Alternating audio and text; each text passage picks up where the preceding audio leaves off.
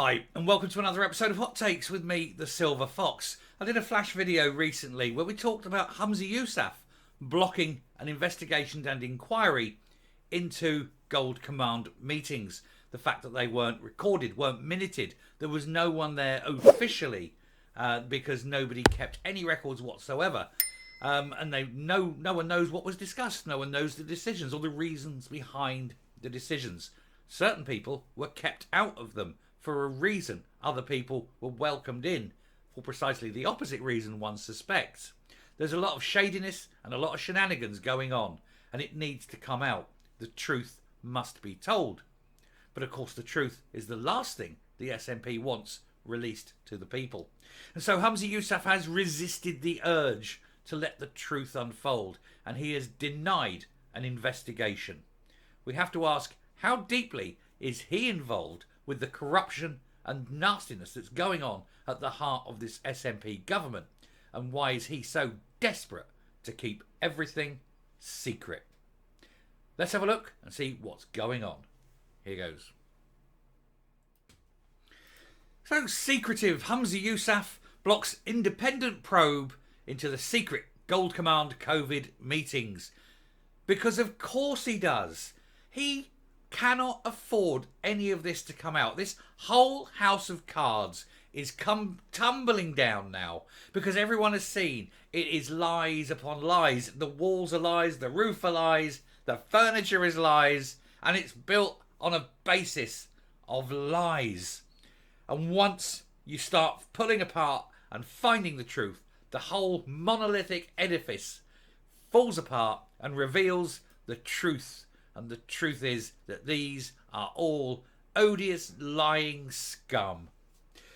The Scottish Lib Dems attacked the First Minister for refusing to commission an independent probe into whether Nicola Sturgeon and her Scottish Government Cabinet breached the ministerial code for failing to record COVID discussions.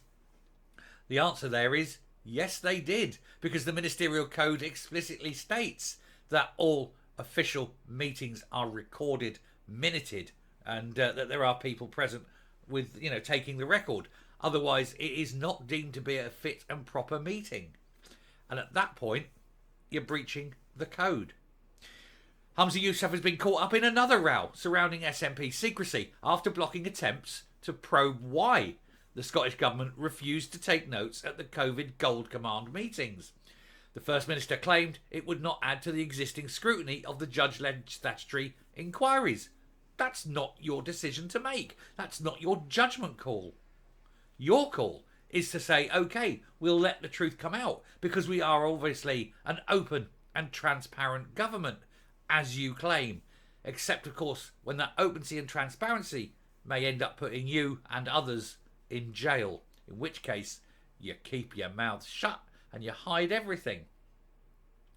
Nicola Sturgeon's administration was blasted at the COVID inquiry after it was revealed she met with senior officials and ministers about the pandemic and no notes were taken. They were labelled Gold Command summits and involved discussions about policy, and they are so full of themselves, Gold Command. Listen, they really do think they're important, don't they? But no minutes from these meetings were submitted to the independent probe, with the former First Minister insisting notes from them were sent round, although her Finance Secretary, Kate Forbes, disputed this. And that's why Forbesy was never invited, because they felt that her religious views would stop her from lying, from covering up, and from being party to potentially the mass murder of thousands of people. They thought Forbesy might not go for it. The others seemed quite happy, mind. It caused an uproar among the COVID bereaved, who claimed it was a betrayal of their trusts. Scottish Lib Dem leader Alex Cole-Hamilton wrote to Mr Yousaf and asked him to refer the scandal to the independent advisor to the ministerial code to see whether it had breached the rules. But he refused to do so, as he is embroiled in the secrecy and silence. The trouble is, they have to ask other people to do this. It should be open. It should be that any member can ask for the ministerial code to be reviewed on any particular subject. And that way you are liable to scrutiny. There is no ability to cover it up. But the way it stands, there is. It's hidden. and it's controlled, and access is gate kept. And when you've got gatekeepers, it means unless you are one of the boys, you ain't getting in that gate. And that's why it is how it is. They've done it deliberately. The Scottish Ministerial Code state that meetings below the level of cabinet which involve discussions between 2 or more ministers should be minuted. It also adds that ministers are committed to uphold the 7 principles of public life, the Nolan principles as they are known, one of which is openness. And so they have undoubtedly and self-admittedly broken the Ministerial Code. They must, by that code, resign. Not one of them will ever resign, because they all treat the whole thing with contempt, and they treat the people of Scotland with the same utter contempt. It reads, the holders of public office should act and take decisions in an open and transparent manner. But due to the Scottish Parliament rules, only the First Minister can trigger these probes unless it is self-referred. But Mr Yousaf used the ongoing COVID inquiry as an excuse not to do this, as he said that it is difficult to see how a ministerial code investigation could add to the existing scrutiny of the judge-led statutory inquiries. Not your decision. And the very fact that Humza Yousaf is hiding this and is conniving to keep the truth away from people shows that the truth must be awful. Because if it was something that he could be proud of, he'd be going, bang, open the doors, come and look everybody. So he's not proud of it. And if you're not proud of it, Humza Yousaf, it means only one thing. You are ashamed of it. He said Humza Yousaf is the only one who can decide if there should be an independent probe into whether the SNP government broke the ministerial code. And he is standing in the way of full disclosure. The ministerial code could not be clearer. These meetings should have been minuted. By refusing to investigate this, Humza Yousaf is doing everything he can to dodge questions and to keep grieving families in the dark. It is simply wrong and incredibly bold of the First Minister to suggest an investigation would not help the inquiry.